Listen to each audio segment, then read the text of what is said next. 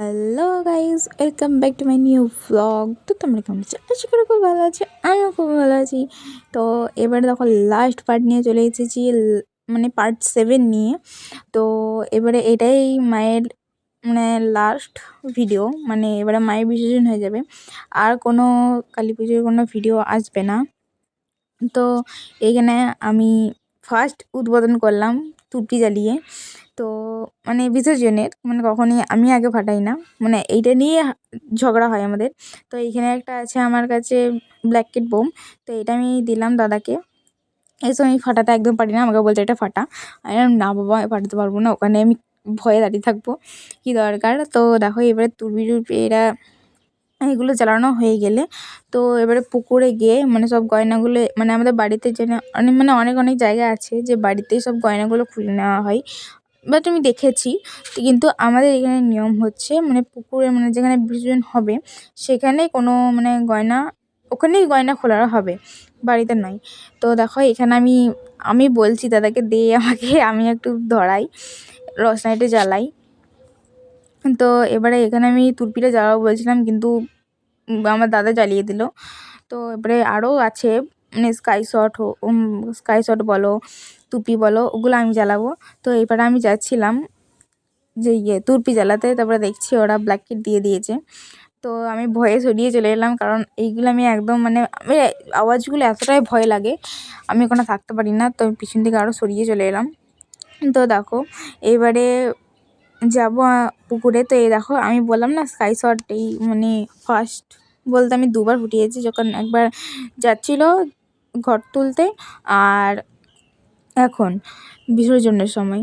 তো এতটা মানে ধোঁয়া, মানে রসনাইগুলো তুপিগুলো এতটাই ধোঁয়া, নাকগুলো খুব জ্বলছিল সব, মানে বাড়িতে এসে পুরো সর্দি হয়ে গেছিলো, এমন অবস্থা হয়েছিল সব ধোঁয়াগুলোতে, মানে আমার ধোঁয়াটা অতটা সহ্য হয় না।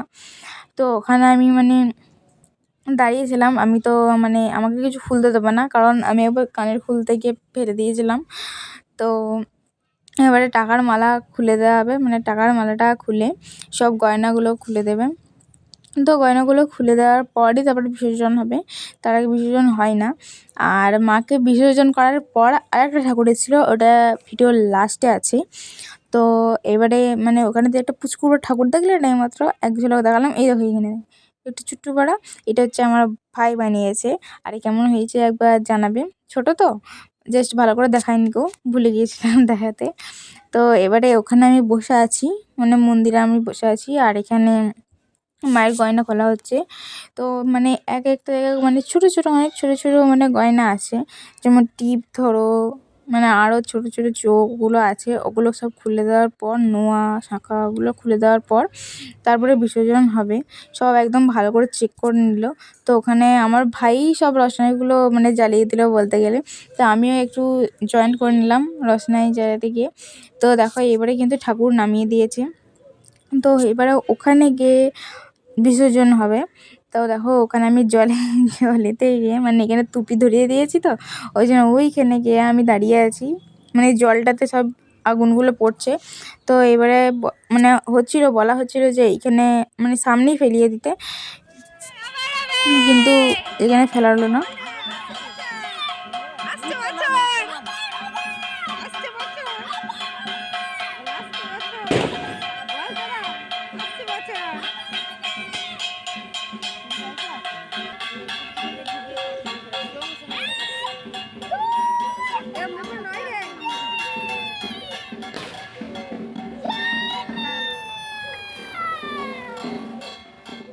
তো মাকে বিসর্জন করার পর তো আরেকটা মা কালী চলে এসেছে, কারণ এটা মানে এটা হচ্ছে মশাল কালী, যেটা মানে শুনলাম আমি মশাল কালী ওটা বাজার থেকে আসছে।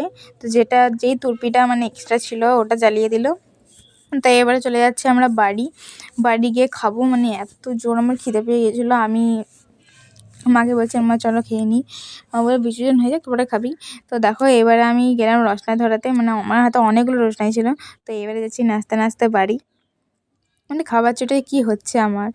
তো এবারে যাচ্ছি বাড়ি গিয়ে আমার দাদা শুধু কীর্তি দেখবে যে কী হাল করেছে ওর নিজের মুখটা, ও তো আগে বাড়ি চলে গেছে, ওরও সেম জিনিসও হয়, মুখ ফুটফুট করে।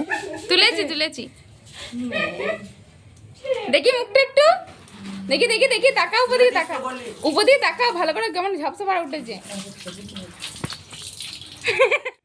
তো এখানে হয়েছিল খিচুড়ি। তো খিচুড়ি আমি অতটাও খেতে পছন্দ করি না, জাস্ট খিদে মেটানোর জন্য আর কি। তো এখানে আমি খাই। তো ভিডিওটা আমি এতটা অবধিই রাখছি।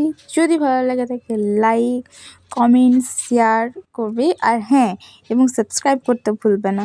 Bye bye.